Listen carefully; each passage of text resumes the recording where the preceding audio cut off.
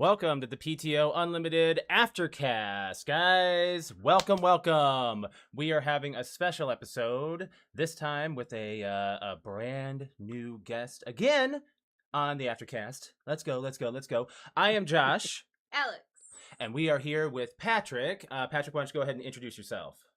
What up, Patrick? From the It Be Like That podcast, and you can find me on Twitch and TikTok at Solis64. there we are. Nothing special otherwise.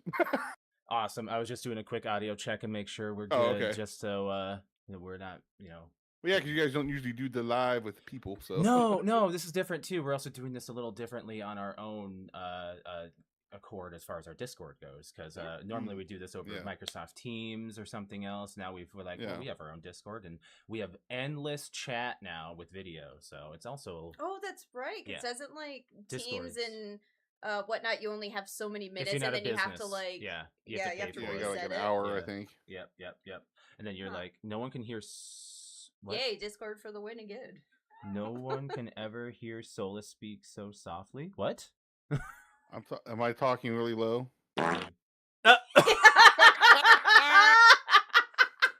That was great.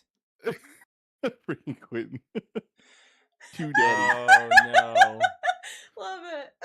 Quentin. He's like right now he's Josh is like, damn. This is the Discord the Discord issue. I gave him too many privileges. Yeah. Right. So what we're talking about is the boys on the Aftercast today, guys. We've got a lot to really talk about. Whatever we really feel. We have a little bit of show notes laid out. We're not going to get to everything that we've laid out, but again, like this is, the show wrapped up finally after how many years it's been on. It's been quite a lot of characters we've seen come and go. It's been a really interesting one.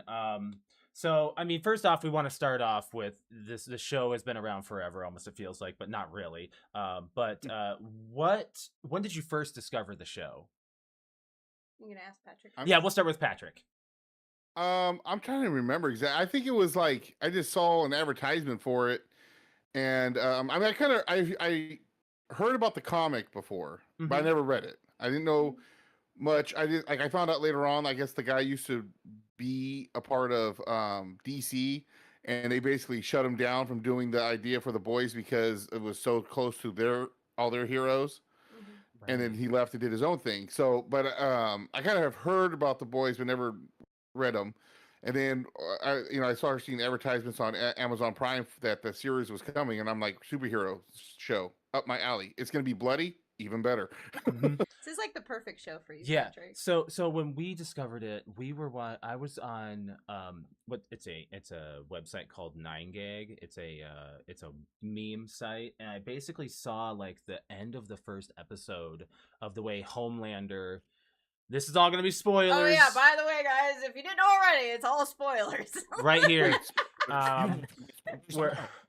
Where Homelander beams the plane of the governor who doesn't support Vought, and I thought superheroes can be bad. Like, right. I've never seen that viewpoint before. I'm sure it's been like you talked about, with what if Superman was in a different country kind of thing, but what if it was your own? That was the one where Superman actually lands in Russia. Yeah. And something like that, where it's just like a different take on it completely, and I've never seen something like that. And then I showed Alex the first episode, and I was like, "This is all insane. It's crazy." I just knew it was going to be fun because we, at the time, I think were really dealing with the whole superhero movie fatigue, and things were coming out. We're like, "That's not good. That's not good." And then we get this like, "Wait a second, this is going to be like rated R type shit where." We get bloody, gory, what if superhumans were real in real life and we had the real issues that came with it? Sure, let's go. Right. Well, a lot of people don't realize that are watching the movies. Like, I wasn't having fatigue with it because I'm enjoying them. I'm not gonna say they're all great, but what people don't seem to realize is they're marketing it to get kids in the seats with their parents, because if you really know a lot about different comic books and stuff that these comic book characters have done and been through, it is rated R stuff. It is very bloody. It's very like crazy. I mean, you have one villain who I don't know. A lot of people don't know this. So Gwen Stacy gets killed, right? Right. In the comics. Yeah. Well, they somehow in comic books everybody comes back. She comes back and basically Norman Osborn, Green Goblin, has her for years hidden away. Has and basically impregnates her with his kids. Oh, Yeah, I mean, Wow, stuff like this it's happens some dark all the stuff. time. Holy Exactly, cow. exactly.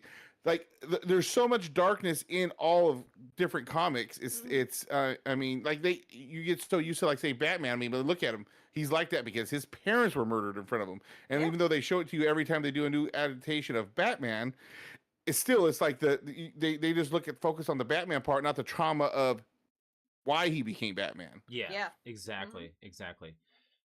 So we've all us three we've watched all these seasons from it started in 2019 and it ended this year.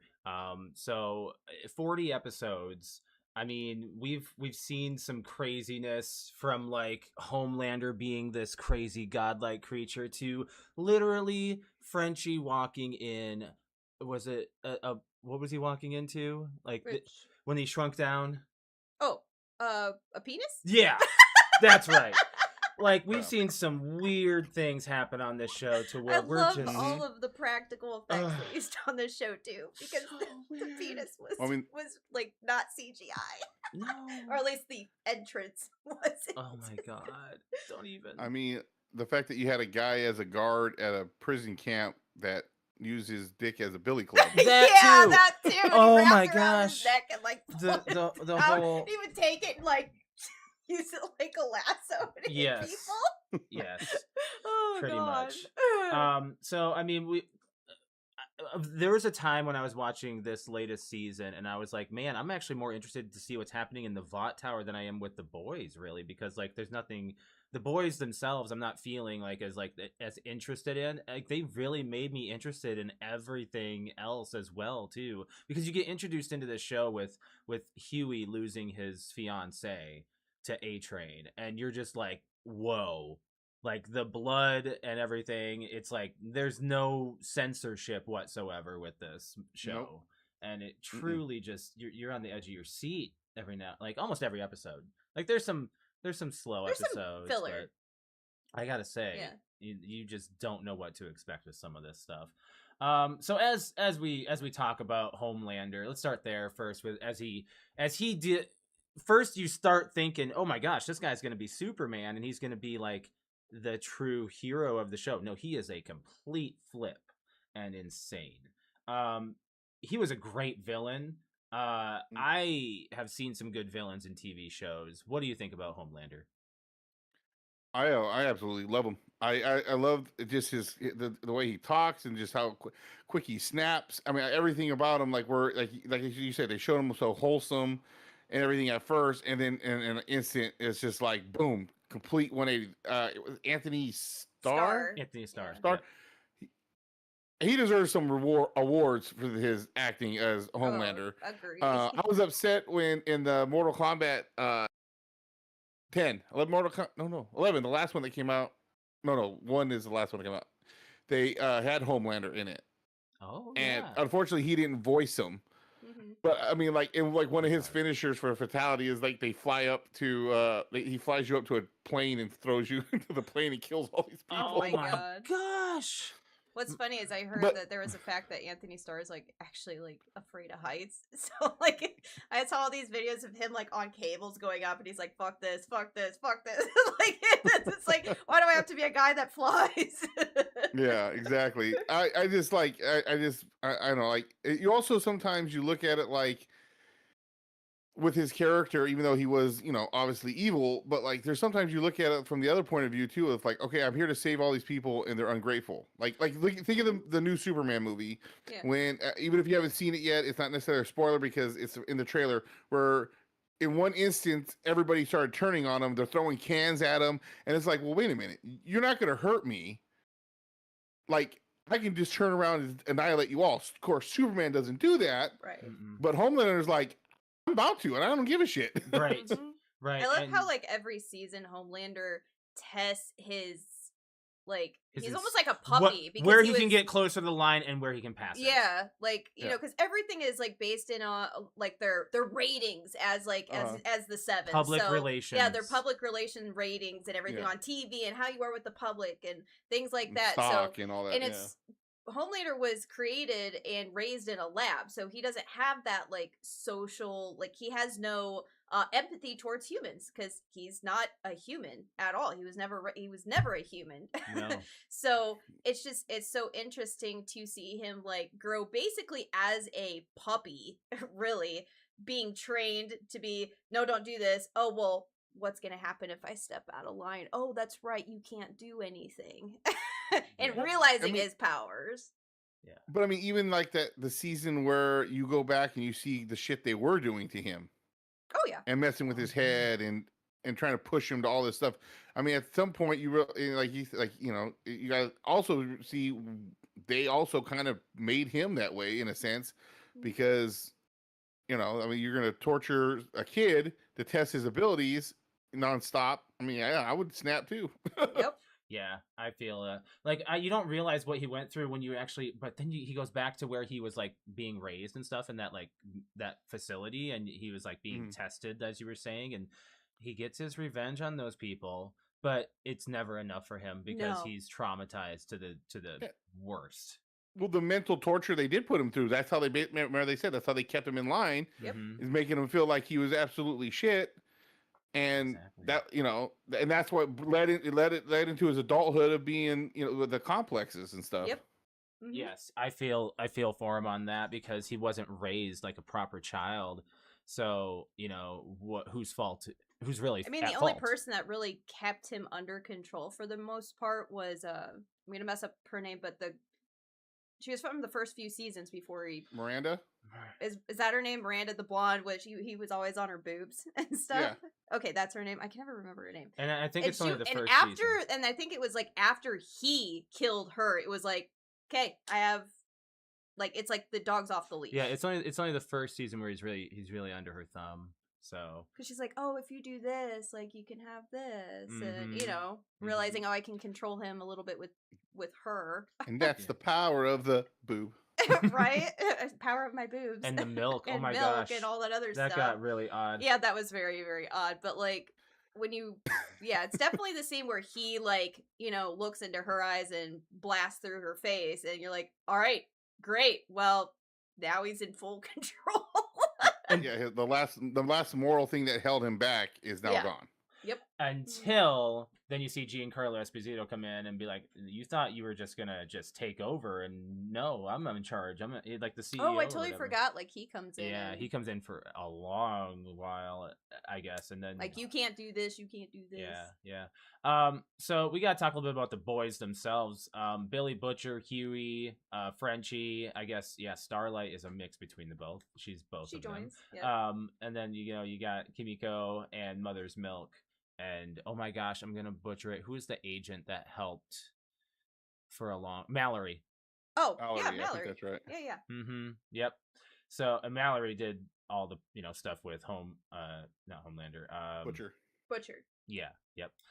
So Billy Butcher, he is such an anti-hero to this show. You really don't know when he's gonna be the good guy, and then he flips on a dime as well too, because he told Ryan off. Just saying, what if I'm... Well, of course, we kind of understand that it was the V taking over him, the temporary V, when he was telling Ryan off, saying, like, maybe I don't like you, maybe when I look at you, I think of your mom and all that stuff, and he kind of made him feel really bad and all that. I kind of feel for him on that, but, I mean, I think that Billy Butcher was right most of the time, if not all, regardless of what gets in the way. Feels bad, what do you think? I'm not sure if it was necessarily the V. I think that was more of because he was looking to be attached to him, and he didn't want it for his mother's sake of it, his wife. He didn't want him to be following in his footsteps, which would probably happen if he was hanging around Butcher. So he said what he had to say to get him to push him want to be away from him. Okay, I guess that does make sense. Yeah, I guess I didn't really take it that way either. Alex loved Butcher, the whole everything. I did too. Mm-hmm. Yes. Yeah. The whole and we also have to think about like all the shit though. Like he is also kind of like with him being an anti-hero slash is he really also a villain himself? Because look at the mental anguish he went through with being raised by his abusive as fuck father. Yeah. And then the death the death of his brother. Oh, I forgot affecting him as well. Brother's the way he was abused by his dad and everything. So you've got that. So he's trying to be a good person because he's trying to raise his other kid. Yeah. Or raise his kid to be like, well, I mean, it's not really his kid; it's Homelander's kid. But trying to raise him to be good and not like him. But at the same time, he's kind of like a Homelander, where he's like, I just want revenge and get this hate and everything out, and realizing after he kills Homelander, he wants it's exactly what Homelander feels. It's not enough. So what does he do? He takes the freaking virus and he's like, I'm gonna kill everybody. It like that just shows like all he wanted this entire time. I just want to kill Homelander, and he kills it. And the first thing he does is right afterwards, he's like, nope, gotta go. I think that was also though he tried to have a relationship with what was it? I'm gonna go Brandon, right? Homelander's son. Oh, Ryan. Ryan. I don't know. I thought it was Brian. Yeah. There's so many names with Ryan, okay. and Ryan, was like, "This is it. I'm done with you." So he's like, "All right, well, it's just gonna be me and my dog." He goes in, the dog's gone. So he realized he did all this, and he's still not gonna get his happy ending. No one's gonna get their happy ending. No, soup wise. True. Yeah, there's also that. So yeah, he is the anti-hero. He fits that definition quite well. Yes, he does. Saves everybody, but wants to kill. Well, I guess he's not going to kill humans, but he's wants to kill. Do you think Butcher was right in the end where he should have done the sprinkler system? No. No. Really? I mean, that could be. That's definitely. We could pass that question around the table. Yeah, I do not think I don't think he was in the right, because no matter what, if he would have done it, they would have just figured it out again. Do you think that it's still going to happen anyway, though? Yep. Either way. So either way. Well, the fact that Soldier Boy's still alive too. Yeah, Soldier Boy's still alive. I did not like that they just canned him up. Well, let's pass that question around the table first. Yeah. Okay. Well, so what do you think Butcher was right? If you think Butcher was in the right. I do, in a sense, because yes, there are a few good ones, but look how many, like they were saying, how many were out running amok now that bought, after that happened with Homelander, they're just like, I'm gonna do whatever the hell we want, and that was like, there was no one that can really control them, even though they thought they were controlling them the whole time. There isn't. And like I said, like what was it? Like I give you a couple of examples, like or what's his The Incredibles, when he said, when everybody's super, no one's super, right? We gotta watch that show. Or Invincible. Sorry, I was thinking Incredibles. I was talking about Incredibles. Yeah. Okay. Yeah. I love the Incredibles movie. The villain, he was like, everybody has my tech. Everybody is super. When everybody's a super, no one's super. Yeah. So the fact that you still have people superior than you that can do whatever the hell they want if they want to, that's what he was trying to stop. And to me, it makes sense, because like he said, the next person is going to step up, and they're gonna who's going to be the next time when it's going to be the next Homelander. What do you guys think about those terrorists that were going on over on the other? Like, they didn't really touch on those after the first couple of seasons, where there were terrorists overseas with soup stuff. They could have gone far with that. I think they more just kind of presented the United States is not the only one with soups. And there's so much that they could have deep dive or whatever, dove deep, whatever you want to call it, over into other countries and stuff. But I think it's just, they're at least just planting the seed that, hey, we're not the only ones that have soups, and there's soups over here. I don't think they had to keep going with, we have to fight this country and this country and this country with soups. I think they just showed us there's soups everywhere. Okay. I think that they could have actually, if they felt like they could have drawn the show on more, they probably could have done that. But, as far as they've gone, I feel like they've done it right. Let's talk about Huey. Because he transformed, I think, probably, other than, in my opinion, I think A-Train transformed the most in this entire series. other than Huey, because Huey went from being like a scared, like doing things out of fear, to being scared doing things out of moral rights. In my like, he bombed Translucent in the first season out of fear, and then at the end he faced off against Butcher out of knowing what was morally right, but still scared to do it. It was interesting. I mean, he kept his morals and his thoughts throughout the whole series, and his hope and all that stuff. But yeah, you could definitely see the difference in the, instead of what he got more from Butcher is like, instead of the first seasons where he was scared to do everything, he knew that he had to take action, and because the people who just sit on the sideline are just as bad as people who don't do nothing. Right. Yeah. Or well, pretty much the same thing as Yeah. You have the gist of what I was saying. Yeah. What do you think of Huey? Oh, I mean, I think he really grew as a character, and I personally, I mean, it's a slightly cheesy ending for him, but at the same time, it's kind of It is cheesy. perfect to end the series exactly how the series started. With he's sitting there at the curbside and he's holding Robin, talking about don't make fun of Billy Joel songs, and then all of a sudden she's he's holding onto her arms only because A Train just went through her. And then the very end of The Boys, Starlight is on in the exact same scene. Everyone's like, get off the curb! And I'm like thinking, oh my god, get off the curb. But he puts his hand on her pregnant belly and pre-named the baby Robin. So I guess I could go either way, girl or boy. Boy or girl. And then that's nice. And then just it's this. It's a golden ending. And and then he looks up and it's just like, wow, he transitioned into this. There were definitely some deep parts of him that we saw, but he came out of that, and he perfect example. I think he's more like Huey's kind of like a hero himself. He's like more like the Superman versus Butcher's like Batman.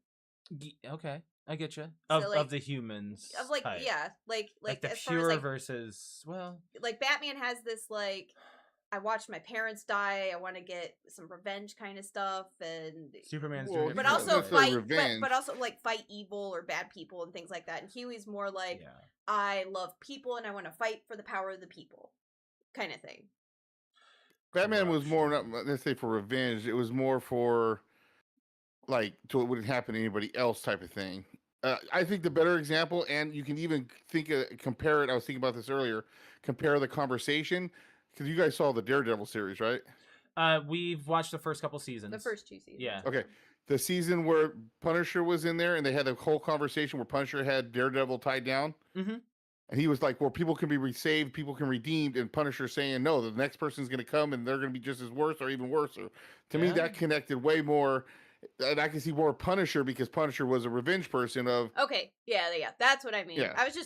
Batman was like the first like darker superhero that came to my mind. But yes, I would definitely say Punisher versus like Superman. Yeah. Or something of the sort. Or something like that, where it's like, I have more morals and all about people, and, hey, we're out here killing or trying to kill these superheroes or trying to fight Homelander. Well, if we do this, Butcher's not thinking about, well, how many bystanders are going to get hurt.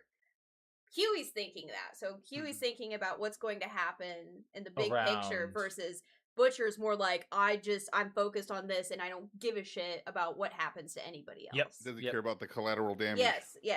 Yep, I'm right there with you. So yes, I liked Huey. I'm glad everybody made it. I'm glad he made it from start to finish. Yeah. Every character from the boys like, gang had character transformation. Kimiko did, Frenchie did, Starlight did, Mother's Milk did. They all did. I think Mother's Milk, his stuff closed so quick. Other than Homelander still being alive and Soldier Boy still being alive, those are of course not like, full closure until the end, of course. But his like whole like PTSD and stuff kind of got wrapped up, and he kind of just like figured it out, and he just became what he knew he needed to become for the boys, which was a piece that they need in the puzzle. And he really found I think he found his mark faster than anybody else. Kimiko found complete transformation from being just an assassin to being a human, in my opinion. And Frenchie's dive from being an assassin to human as well. He kind of had the same thing. They kind of had like the same transition. Yeah. So who's your favorite character of the boys gang? So we can wrap up the boys part and get on to more of the show here. Who's your favorite character? Definitely Butcher. Butcher. Definitely Butcher. Nice. I loved Butcher the whole time, and like I said, he's one of those people. Like once again, yes, the way he does it might not be the nicest way, but sometimes it's the way that you need to do it to get shit done. And he's kind of right the whole time. It's just the way he goes about it isn't maybe the best way, but he's gonna find a way to get the job done. Yeah. Who's yours, Sonny? Oi. Oi. Oi. Oi, con.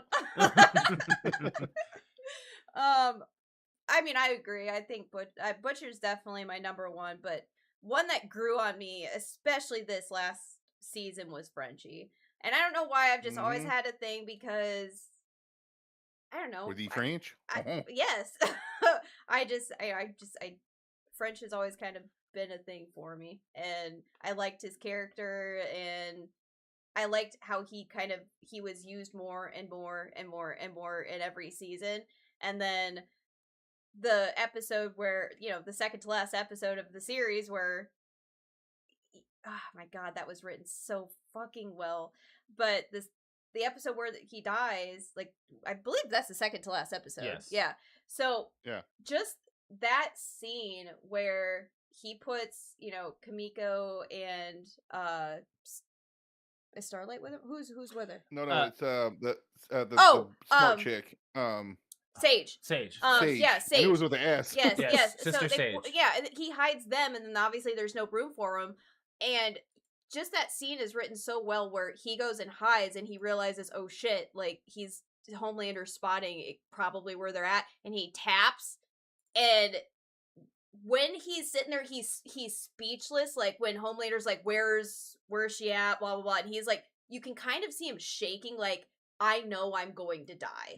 Like, he's set off, I'm going to die, and he's like, what? He lifts his hand, and he's shaking, and then he just, like, very, very slowly, like, you can tell he's, like, frozen in fear, he can't talk, like, but then he automatically just goes and, like, takes a breath, and he's like, I bet you haven't danced a day in your life, but blah, blah, blah, and then becomes the hero and opens up the little radiation thing, which he knows is only going to it's not going to kill Homelander, it's just gonna piss him off. Yeah. So, I've done all this, I might as well be able to, like, make my mark on him real quick, kind of deal. As soon as he opened that radiation thing, he fucked himself anyway, he's gonna die. Yeah, I don't know why he did that, and honestly. He's gonna die, and I feel like that was just his way of just, you know what, here's my middle finger to you, my punch, because, if Frenchie were to hit him, or it's not gonna do anything, but he can at least make him feel something for a second by opening up that radiation window. You're right.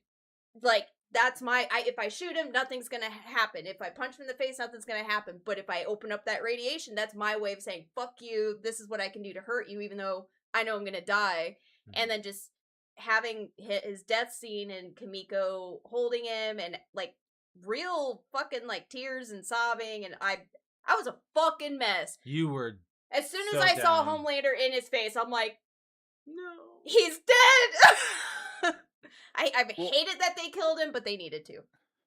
I'm gonna say too, I think part of it too is he was just like trying to show, like, hey, I'm willing to sacrifice myself because they're not here, or you're not gonna get anything out of me, and that's also, I think, kind of made him leave Homelander after he killed him, or set it up for his death. And I would say Frenchie was, like, pretty much close to being my second favorite character. So I was kind of pissed that I'd rather have Mother Milk die, to be honest with you, than Frenchie. Yeah, there's just some I knew characters. one of those two weren't gonna make it. Yeah, there's just some of the I characters. knew that. I thought they were gonna kill Huey. To be Yeah, honest, like, I knew there was yeah. going to be. It's the season finale. I know they're going to kill one of the boys.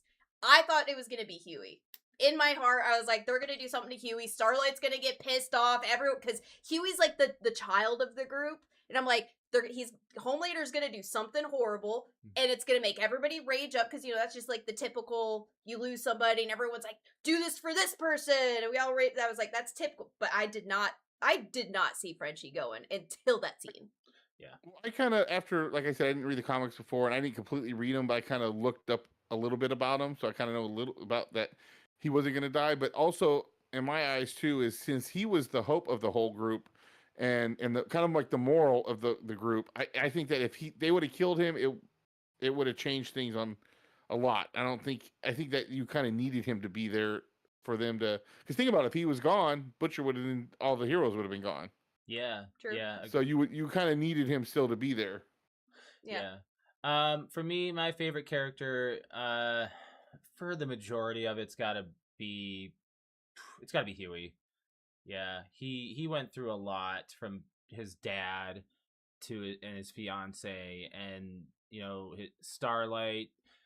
I mean, dealing with her in general sometimes, she's been a mess. She just doesn't know what to do sometimes. I gotta say, she of all of the heroes, I think she was a little bit less of the least interesting one on camera all the time for me. After a while, for a couple of seasons, I really liked where she was, but I didn't really like. After a while, I was like, okay, she's kind of made her mark. She's no longer the moral compass of the group. She's no longer the insider too. Once she left the Seven after season 3, it was kind of just like her on her own. So. Mm-hmm. But okay, let's talk about Vought and the Seven themselves, and talk about the supposed heroes, aka the villains of the entirety of this entire the heroes show. Of the world, the heroes and which the are really villains. not the heroes of the world. Yeah. Which do you think? Who's your favorite of the Seven? Why don't we name off the Seven first? Okay, let's name the primary members when we got introduced. Was Homelander, Queen Maeve, A-Train, The Deep, Black Noir, and then Starlight was coming in. Yeah. So those are the main. We got 'cause, other ones we can list too. Because Translucent was killed. Oh, in there too. Yes, Translucent. Let me name all the other ones. Stormfront came in later. Firecracker, Sister Sage, and Supersonic.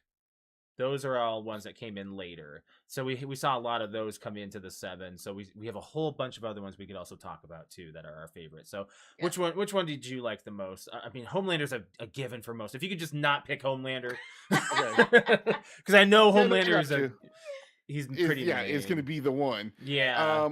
I would have to. It's kind of be between A-Train and the Deep. Oh. And I know Deep. Wow. Deep for the. He's such a bro. At the beginning of it. Oh my gosh. But the way, just in general, he's also another one. I mean, look at that last episode with all the shit that Homelander said to him. Yeah.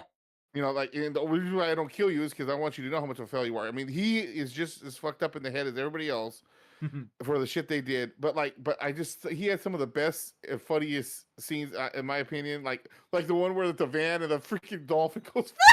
The look on his face, I was dying. I love that. When he has to turn around with a spray bottle, and he's like, I forgot about that. Oh my gosh. I was really hoping that he was gonna have a redemption. I thought so. It was about to happen.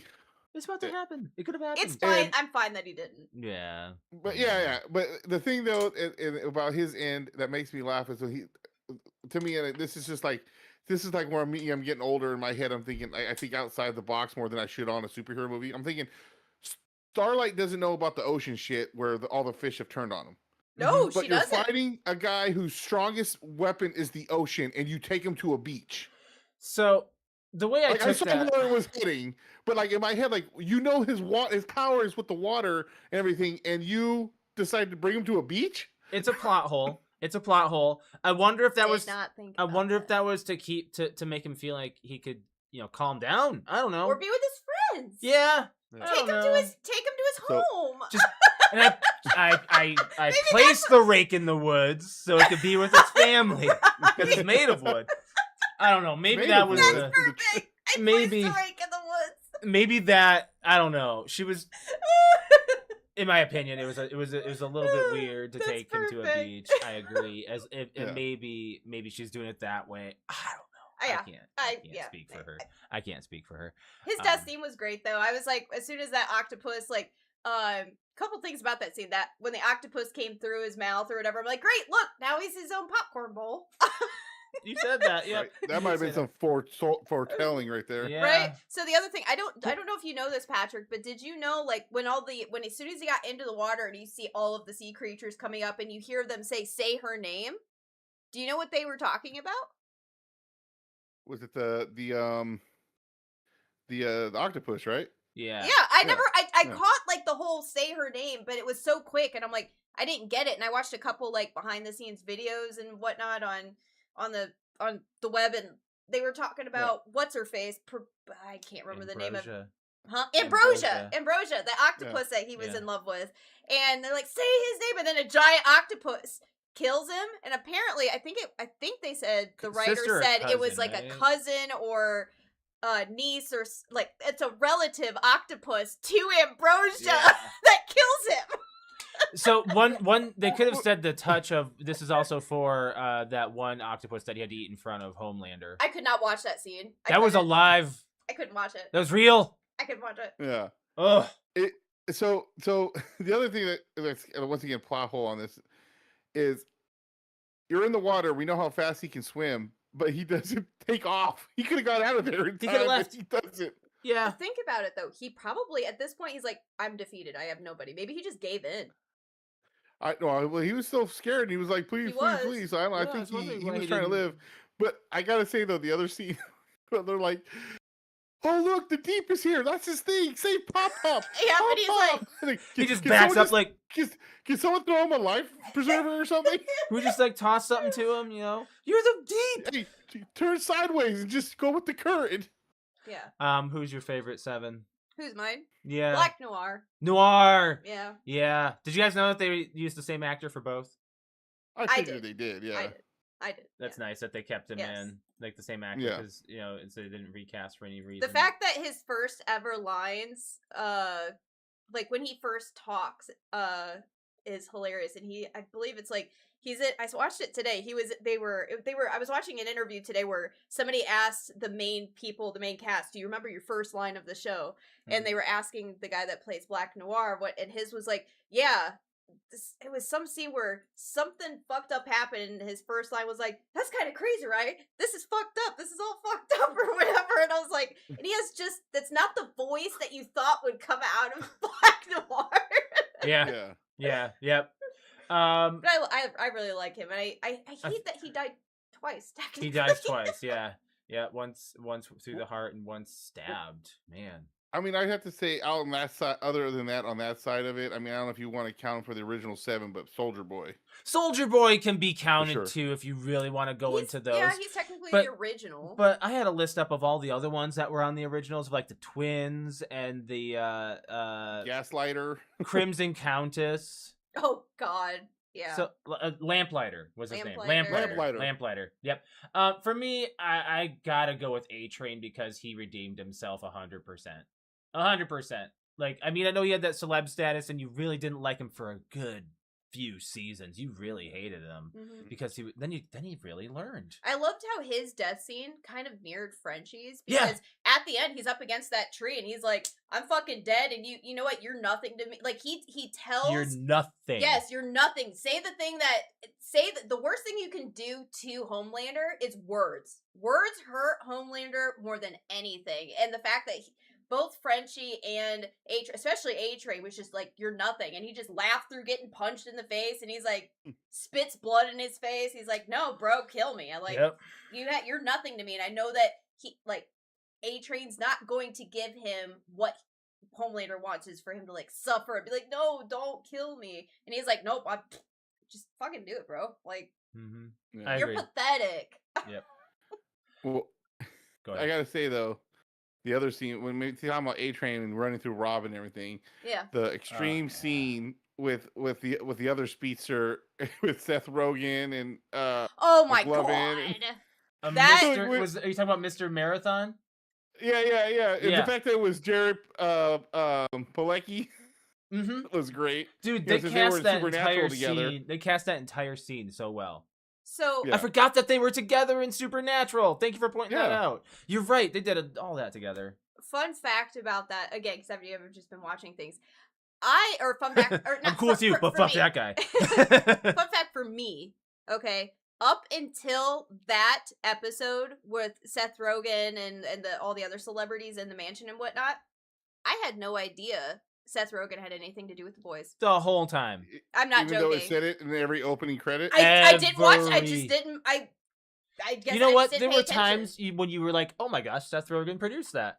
You mean, said that a couple times throughout the entire show. But like, I didn't realize how much because right after the show's done, he you was turned involved to me. with Yeah. casting and writing and like helping. Like he's a big part of it. He's also in Invincible. He's a voice. We gotta watch that. Yeah, I know. I've been told plenty of times. Yeah, we. So you watch that. How many seasons is that? I think it's on 4 right now. Yeah. I gotta I'm on the last season that just came out recently. Okay, so we'll have to check that out here soon. So I want to give a fun fact out about The Boys show, by the way. The original comic members and replacements, there is a character who was actually in the comic books that is not in the show. His name is Jack from Jupiter. He's original 7 mainstay. He actually was who Translucent was. He's supposed to be inspired by Captain Marvel and Shazam. So they just never brought him in. It's kind of like our Lady Stoneheart of Game of Thrones. Oh, okay. Like we wanted this character, but they never brought it. It is what it is. Okay, let's move on from here. We've got go up a little bit. What's up? Okay, never mind. Yeah, I wasn't certain if there was some info.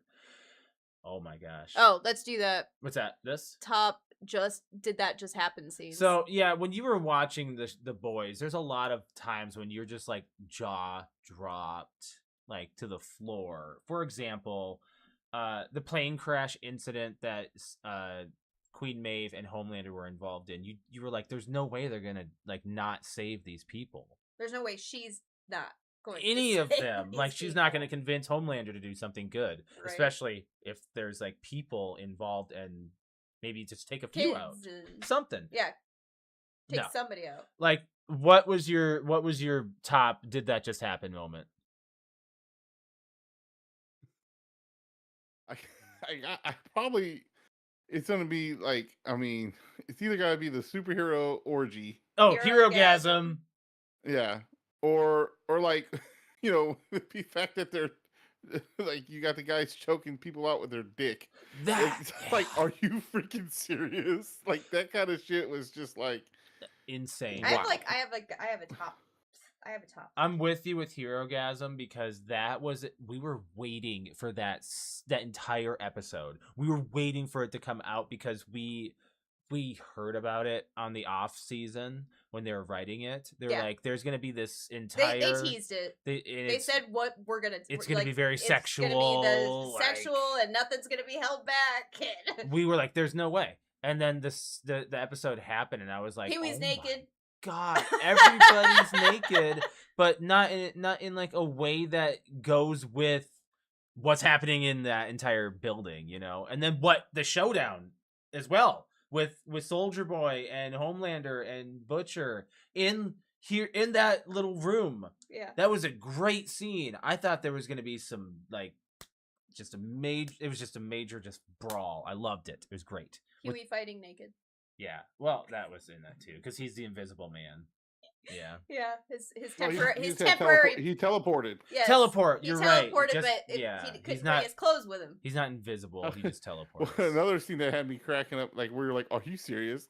The part with the it was in the I think the second to last episode when they're doing the testing and seeing who's really for Homeland or not. Oh yeah, they're testing the V1. They send the cat. Yeah, they send the cat girl up to find him, and she's on the chair licking herself. That grossed Alex out so much. That's up there as like that was one of my top 3 of like, oh my god, I cannot believe they're doing this because it's a scene where it just kept getting worse. So they like the scene obviously where it starts out with her like lifting her legs and going down and like, oh my god, she unzipped her pants and she's licking her asshole. And then what's his face comes in and now they're just going around in a circle, sniffing each other's asses, and just getting horny, thinking about how much, like, what food is, scent is coming out of their asses. And I'm like, it was just, like, too much. Too much, man. I was like, this is, and just to think about them actually doing the scene, and I'm like, how do you get into character for something like this? I mean, It made me like, I can't believe it. It's wild. Newman having the ability for heads to explode, I thought was gonna go a lot further than like that was quite a did that just happen moment, because like all of a sudden just people who were in charge there, all like that court scene where we thought things were actually gonna come to light with all of Vought, and it didn't, because heads just blew up and they like everybody just ran. The whale, when they flew into the whale, that was practical. Well, inside was practical. And yeah. and I saw some behind the scenes. It was very hot in that whale and very like gross. So dealing with that was not fun for anybody in the cast. So yeah, those are some big ones for me. More recently from this season, that made me like it was the first jaw-dropping moment of season 5 for I'm pretty sure Josh and I, when the one the guy, it was Black Noir's friend, the actor friend, and he's sitting on the toilet. The toilet. The director, and a fucking seal Eel. or what? Eel. An eel goes up his ass, and like you see. That is like one of the most, like, I know like people's heads and stuff are blown up, but at least you're just seeing parts everywhere. Like, this scene went on way too long. It's just like, my ass really hurts. I mean, the way he dies is really funny, but like, I don't know. It's just like seeing it go up there, and I was like, and it's like wiggling around, and somebody's like, oh my god, there was that, and the worm. Oh yeah, the worm. That was a little the guy like, who could just eat. The guy he just eats and it shoots out of his ass. Yeah. Like the dirt shoots out of his ass. Yeah. That was a bit Huey's always covered in blood. You know, that just seemed to be a thing. That was the theme. Yep. Yeah. Every season there's always a blood gross out moment. I mean, those are all some hardest to watch moments, of course, you know, especially God, when the guy sneezes. Oh, that's my favorite. And just that's my favorite is when Frenchie is, or no, it's not Frenchie. It's who sees it happen? It's I think Frenchie watches it happen.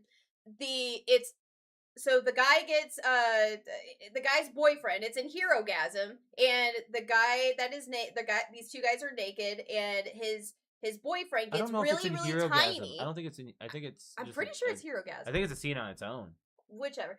So the guy gets really, really small, his boyfriend, and he walks inside of his dick, and there's coke everywhere because his boyfriend's doing coke, and he just starts like rubbing the inside of the guy's dick, and he's like, "Oh, that tickles," and whatnot. Well, and then he like takes the tiny guy sneezes. Yeah, the guy that went into his penis had just sniffed a bunch of coke and was like, "Achoo!" and like he blows up inside of his dick, and I'm like, the guy's blown up in half. That did not just happen. I'm like, who wrote this shit? The intent, like, just like all of the.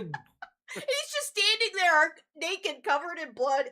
Like he just sneezed inside of his own boyfriend's dick and blew him. The gore in that scene was so much. Just all of the inside. They did a really good job as far as like going above and beyond with. Do you think the gore served the story? Yes, I think so too. Yeah, I do not think people would watch this show and keep an attention span with the show, and they would keep as many people attached to the show following it till the end without the gore, because I feel like that was such a selling factor. Was, oh my god, you're watching people's heads blow up, oh, you're watching people walk inside dicks, and like, it's just, what crazy thing are they gonna think of next? It's almost like South Park. Yeah, right. Like testing limits of the limits were the tested limits of things that can happen. Yeah. I can't think of this. I had a question written up here that said, which actor would be hardest to replace? I think everyone was cast perfectly. Except, I think maybe Starlight could have been cast differently because she looks a little bit differently in the comics, like just more adult. She looks a lot younger in the show. And then she messed her face up. Even though she claims she didn't. But, you know, whatever. Let that be a thing. But you can tell. The only person, I mean, I agree. I think it was right. I think it was cast extremely well. The only person I think that the two people that you can probably replace easily and no one would know any better would be Translucent and Translucent Sun, because you never saw him yeah, anyways. you can be funny about that too. You see Yeah. Translucent once. That was once, such a great scene with translucent Sun in the fight with Huey. Mm-hmm. That was great. That was I loved it. That was a good fight. I liked it. I liked the fight scenes in season 5. I don't think I was gonna ask like which season do you think is the best or worst. I don't think I had a best or worst. I think they all had their own. Yeah. I don't know. This latest one, every single season that we're at, like, so season 1 ends and you're like, oh my god, what are they going to do? You get kind of scared that, you know, something so, like, a show so good, you get scared when a new season comes out that it's going to suck, because we've just had those before. You get like, oh my god, season 1's so good, season 2's kind of meh, season 3 really sucks, and you're like, I don't even know if I'm gonna watch season 4, and then you get a season 4 and it's like, oh my god, that's really good. But The Boys was like, I had that PTSD from being brought down from other shows, that every single season I'm like, what the fuck are they going to do to make this season above and beyond the next one? And I don't know how, but they managed, I think, every single season to keep getting better. I'm gonna pull this over from what I just searched. This is actually, I'm gonna put this on our screen. This is actually very interesting. Look at these ratings, except for the ending. No, you're not gonna make an ending 100% for everybody, but look at this. Season 1 and it looks like Season 4 was a little low. Yeah. But everything else, other than this last season, looks very green, and they did very good, like, as far as 8s and 9s way it's ranked publicly. So this is a very good way to say, hey guys, you're going to get 5 seasons of awesomeness. And if you think that just like season 5 is a little bit of a fall off, I think it's because they didn't really know how to write Gen V into this. Well, yeah, because they're also dealing with, well, we have to kill Gen, because they scratched Gen V, and they have to kind of put an ending or a send off to one those of the main actors characters. died from Gen V, though. I don't know if you knew that. No, I didn't. I found that out. I didn't watch season 2, so. Did you watch season 2, Patrick? No. I honestly didn't even realize season 2 came out until you had mentioned it. I was like, there was a season 2. Yeah, I think that was like. Did you? But you at least watched all of season 1. Yeah. Did you enjoy it? I didn't. I mean, I definitely like The Boys better, but yeah. I mean, it was all right. Yeah, I mean, the ending was really good when Homelander showed up. Right. Oh yeah, agreed. So I gotta say, one of my other favorite endings, I think, was it 4 or was it? I think or 3. Whatever, the one where Soldier Boy tried to kill Ryan, so then Homelander and Butcher team up. That was such to fight him. Yeah, that was such a great scene. I think that was 3. That was 3 because I think Maeve. it was 3. That was with Maeve. Yeah, she sacrificed herself at the end of that. That was such a sacrifice herself, but she faked her death.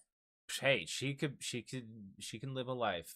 She can live a life on her own. She's fine. I thought we would get, because she technically faked her death and she's alive, I thought season 5 we would get maybe she swoops in and helps with killing Homelander at the very end. But yeah, it was a theory. It's fine. Like, a lot of people are like, oh my gosh, are we going to get a secret episode that comes in? I don't think that's necessary. This is fine the way it is. So, do you have any unpopular opinions about this show? These are just things that were like written down. I don't think I don't think I really have like a. I don't think so. You've kind of defended the Deep, and in a way that's kind of an unpopular opinion. There's a lot of people who are like, oh my god, he's such a pussy. Like, yeah, but that's his character. When you say who's your favorite villain, you're like, oh my gosh, I have to kind of stretch this. I have to kind of like think about what their point of view was and why I like them. If we go back to like certain villains that were written very well and that are like you hate, would be Stormfront. She was also like a super hateable bitch. Like, that was she was definitely up there as far as like, oh god, she could die, like go like in a horrible way. I do have an unpopular opinion. I think Madeline died too soon. She could have been in The Boys longer. I mean, she made an appearance. I know, as an angel, but I think that she could have been in just a little longer. That's my only opinion I have. look, Mr. Homelander, an angel. An angel. Or I wish that something came with that superhero virus a little more than we got this season, than just it kills off weaker suits. And I mean, maybe that was just like to drag along the fact that they needed to get somebody to have Homelander just lose his power. Maybe that was just another way. I don't know. It was 2 plot points driven. They could have had something stronger with them. I think it's fine the way it turned out. It's fine, but it's like, why bring up one thing if you didn't really need it? Like Gen V, why bring him in? Just to be it just shows. I've seen stuff where and this is a little off the topic of what you're talking about, but it's like fine. with Homelander, as strong as he is, it's just funny. You throw him in other universes, and he's not. I mean, he'll be stronger than certain characters, but he's not the strongest. Like, I mean, the fact that he couldn't stop the plane from falling, True. that says that alone. Superman easily does it. Omni-Man, that's from Invincible, easily does it. Even the Super Saiyan, a Saiyan like from Dragon Ball Z, they're strong enough to be able to do that. Okay, interesting. But he wasn't. So he's like, as strong as he is, he's as strong in that universe, but he definitely isn't the strongest. One of the strongest in general, because there's feats that he can do that other characters can easily do. Yeah. Oh, I just realized a hot take. Go ahead. A lot of people, like Josh, don't like Soldier Boy's ending. I don't. I do. I like it. I think it's fine. I think all of season 5, we had plenty of time with him. He got the V. He gave it to him. And then his send-off was... He just got choked out with no fight. I don't think he cares. Like, you just put me back in the fucking box. I don't... Like, he's bored with the Earth. He really is. He's bored. He's bored. He said, he's like, this was never gonna be a throw catch in the backyard or whatever. Like, and he's like... in the El Camino. He's like... And I love the fact that he also, like, so he cares for him because it's actually his son. But it's also this, like, you're really fucked up and weird, and I can't believe I have to, like, associate my name with you. Like, I love that he outwardly has no filter and was just like, you're too weird. You're too fucked up. And he's like, stop saying that! Okay. Like, it gets on his nerves. Stop saying that, Dad. But, like, we had enough of him. We got the thing. He got the V. He already said, I'm out. I don't want to be here. I don't want to be in the tower. I don't want to be with you. I'm leaving. He gets choked out, puts back in the box, whatever. Like, I don't care. I didn't like it either, necessarily. I think that Mallory died too quick and easy. Just by being shoved by Ryan against the wall. That was a cop-out kill. It was his first kill. It was his first kill. But it should have been a little... I know it was sudden. You know what? I'll take that back. It was so sudden, he couldn't react. I don't think he realized what he did. Yeah. His realization was so... Like, oh shit, I have the power to kill people. It was after that. Like, it was less of a, why'd you do that and make him feel bad. It was a, oh, I can't even, like, say sorry. Like, that... never mind. Yeah. Never mind. I'll take that back. That was a good first kill. Unfortunately, it was a good first kill. I can't really say that way. Do you guys think that this was a... Oh, jeez. I kicked my camera. Do you guys think that this was a fitting ending for Homelander and Butcher and the series as a whole? Let's go with Patrick first. I mean... You always want more. Everybody. Always do want more. And to me, I see why they killed off Butcher, but I understand. I mean, I would have rather seen him still alive. Because, like I said, if he really was worried about more of a threat, it'd be good to have that guy there. But then at the same time, you also don't want him there because he can be a loose cannon. But the only, like I said, the biggest thing I don't like is Soldier Boy. The fact that he's just in that box again. Just means we can. That'd be my biggest thing. Like I can accept the rest of it and the way they did it. I love the fact that they took Homelander this whole time, this proud, just talking. I can do whatever the hell I want. I'm God. Confidence I'm the new God, and to come on, man, you owe me for all those times I didn't kill you, man. You want me to suck you off? I'll do it, man. That was seriously, a lot of people like that revenge. I absolutely thought his death scene like, I've seen a lot of comments saying it was too quick. They should have had a bigger battle. And I'm like, no, I think it was executed perfectly. Very quick. Kamiko comes in. I can't do my powers, like, because we've never seen her actually do it other than like that. She got pissed off at Sage and just kind of, boom, did it right there. But, she's learning, I have this new power now.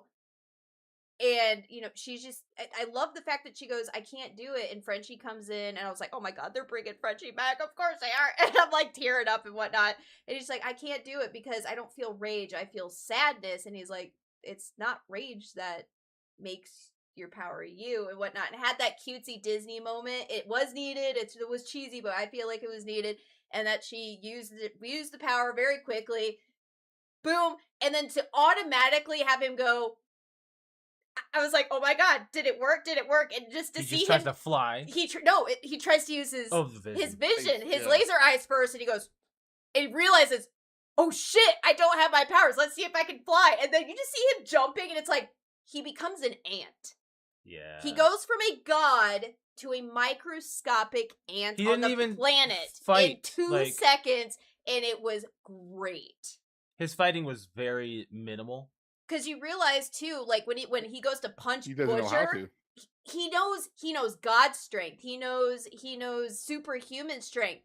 When you lose that, he's just the strength of a normal man. And you have Butcher who has been punching and killing and been punched and been hit by the worst. And it's not even the fact he doesn't have the power, is he doesn't really know how to fight or throw a punch because he's always overpowered everybody. And he just has to do this on a normal basis when he has his powers. Yeah, he doesn't know when how he to throw clapped a that guy's ears and he basically just lost. Oh my God, that scene just makes my head hurt. Yeah. But go ahead, Patrick. But like I said, he knows how he can throw a punch as wrong as he wants, but he has the power to kill you anyways. Mm-hmm. Now he's trying to throw an actual punch. He doesn't know how to actually do it because he doesn't know how to actually fight. Like I said, you look at, you take away the powers of Superman. I mean, he learned some stuff. I mean, a lot of times if you ever watch anything with Superman, how technical is he fighting compared to Batman? Oh yeah, you're right. Yeah. It's just a power thing. Yeah. I mean, I think later in the comics, there are comics where he does learn certain fighting styles, blah, blah, blah. But, for the most part, it's power. Mm-hmm. You take a lot of that away, and it changes. Yeah. Mm-hmm. Yeah. The actual part where he gets, if we're just going to break this down even further, how he dies, I think, is perfect, too, with the fucking crowbar. Oh, of course, that was... Of course, it had to be Butcher, and it had to be with a crowbar. It's so rough. And the fact that he's throwing these punches and the visual, the camera work and stuff with him throwing these punches, the largest, most fierce punches you've seen Butcher do in the entire series, and he's like, this is for Frenchie, and you're like, boom, and you're like, yeah, and I'm yelling at the TV at this point. I'm like, fucking right, that's Frenchie, fuck him up. This is for Becca. Yeah, and then he goes, and I was just like, and then he gets out the crowbar, and you go, obviously before the crowbar and stuff, and you've got him on his knees, I'll suck your dick, I'll eat shit, blah blah blah, and you have the camera that is addressing the nation all over the world, so now everybody can see that he is a piece of shit. So it's even the worst. It's the lowest of the low for him. He was at what he felt was the highest of the high to the lowest of the low in a flip of a dime. And then just to have that, and this is it. And then I just yelled before he did. I was like, and for Becca! The comics has a crazy different ending than the show. Oh, yeah? Yeah. So Black Noir is not who he is in the show. Yes, you're right. You told me he is a clone of Homelander, and he is the one who did all the evil things, and the other Homelander was not. Mm-hmm. So he was actually just a little crazy. He didn't do all the bad things entirely. He didn't do the stuff to Becca and all that. So it wasn't necessarily that Homelander getting it. Or doing those things. So they faced off, and the Noir Homelander beat him, and Butcher killed the Noir Homelander. So it's the same but different. Yeah, there's a little. It's the writing is so weird in that. I do like that. I like the show better. Yeah, I do like that they didn't just end it with just a crowbar to the head. I love the touch of I have to not just slap it through his forehead. But man, you wanted some gore on that. Oh man, I was like, make it worth it, man. So what about this show is like, the thing is, I didn't think it was gonna have any satisfying ending, because you hear about how Stranger Things, like for me personally, I didn't like that ending as much because there was a lot of holes to it. This sealed up a lot of plot holes. This did a lot to it. I think it did a really good job wrapping up everything pretty well, in a nice little bit tighter than most series do. What do you think about that? Yeah, I agree with that. Yeah. I mean, like I said, the only thing I didn't like was the Soldier Boy thing, but other than that, I mean, I feel like it ties it up pretty good. There's one character that's really big that we haven't touched base on just our overall thoughts on the character, and that I'd like to put it into the spotlight. Okay. Ashley. Yeah, we didn't talk about Ashley. I think she redeemed herself. Out of all of these, I hated her character for like a long time. Oh, I did too. I thought she was like the deep at first. Like, I was like, she's just a pansy human that, she's like a worm in the situation, and just like, or like a mosquito. Just, I'm just sucking off all these people and trying to like grow in the company and like doing what she can, while also being an absolute freak. Yeah. If you remember all of the earlier seasons of her being all of her freaky sexual things and her partners. Freaky sexual with Oh Father? Like that the ball gag? Well, there was also like you walked into I think it was like the first episode or whatever, you like walk into the room and they've got all these different like the toys and stuff, and it's for him. Yeah, that's so weird. Ashley was an interesting character. What'd you think of her? Yeah, I think she was interesting. Like I said, the same thing. She was annoying at first. I was waiting, like, oh, when are they going to kill this chick off? But they had bigger plans for that character, for sure. She kind of made it. She lived, but she lost her job. She was president for a day. Yeah. That's so wild. We didn't touch on like Stormfront or Firecracker. We talked about it. I said how bad, like, she's okay. nasty. Well, we didn't talk about Firecracker. She came in and just became a political, like, just political, right? Like, and I mean, she was just another one of the 7 that I'm just here and he chose me, and now you knew that she knew that him calling himself a god, or her trying to talk him down, like, maybe you're not God, maybe you're just the second coming, and he's like, oh no, I'm God, and she's, oh, okay, all right, so yeah, we're just gonna like beat around the bush with this one. And I mean, when she turned on her church and her pastor, that was, I feel like that was kind of her punishment from God, to be honest, when Homelander killed her. The scene where she dies, she literally takes her little statue of Jesus and throws it in the trash, turns the corner, and in 5 seconds of a conversation with Homelander, she's dead. That was her punishment. Yeah. Do you guys have anything else you want to touch on the show as a whole? I mean, I liked it. I give this show like an entirely 9 out of 10. I mean, I agree with that. Yeah, definitely. I would agree with that. I would say 9 out of 10. Sometimes you guys rank in 5s on the It Be Like That, right? Yeah. Yeah. So I like to give wiggle room. Yeah, you like to do the 0.5s and sometimes the 0.25s and the point whatever. No, I could say I'd give it a 9, because I mean, I was always entertained. I mean, even some slower episodes weren't that bad. And they went deep on a lot of different stuff, and I mean, like I said, how about the fact that also over in LA that they had puffy oil? Puffy oil on the. Yeah, remember the when they were at the Jared Palecki's place? I forget the speedster's name. Oh yeah. Yeah. Oh, the oil! Oh, the oil! Oh my god! It was called Puffy Oil. Yes. Oh. And Homelander looked at him with this look of disgust.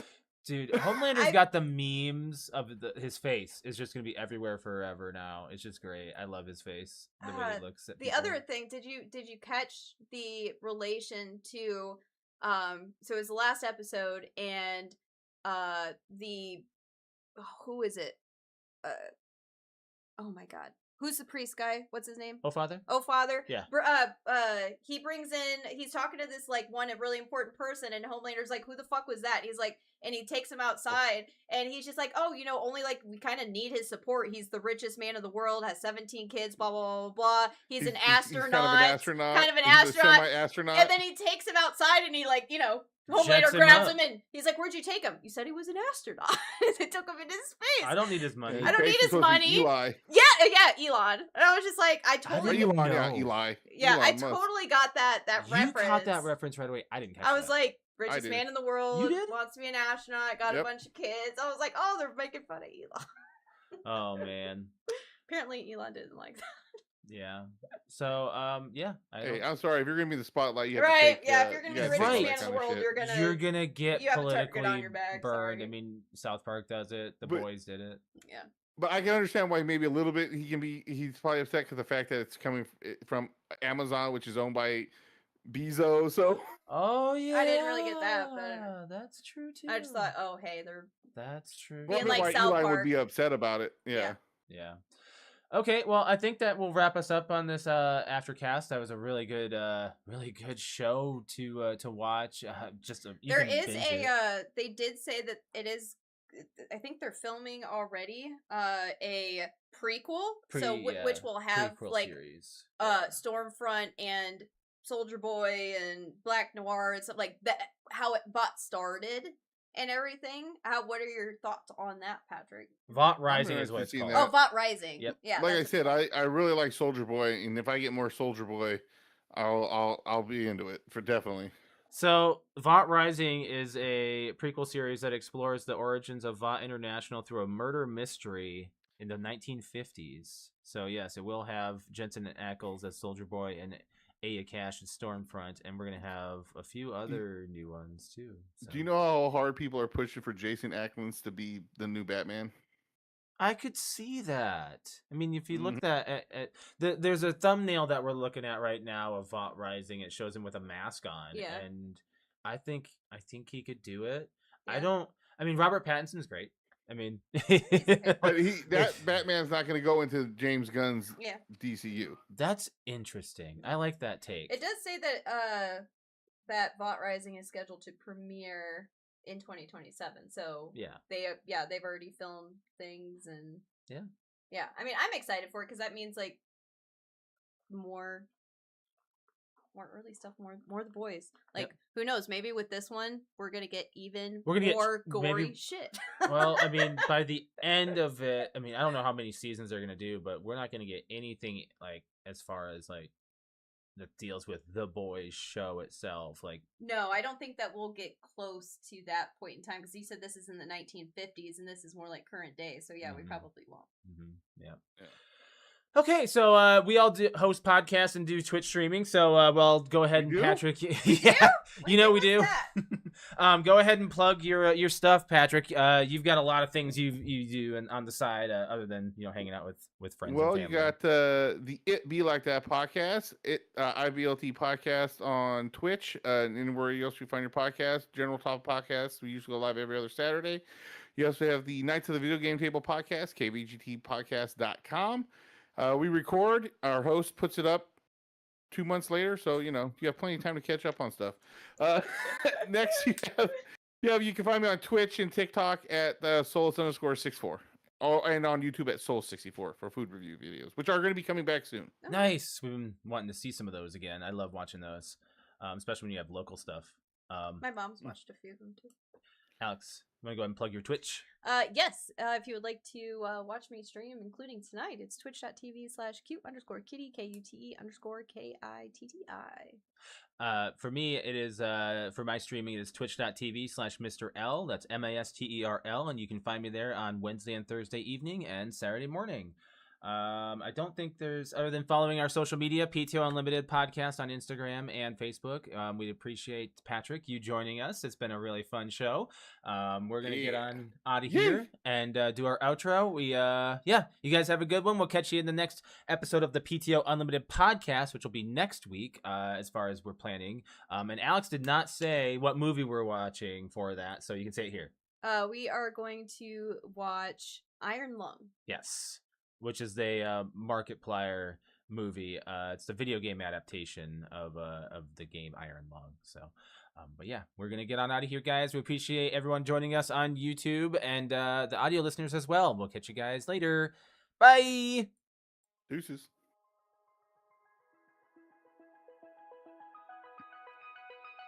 All right.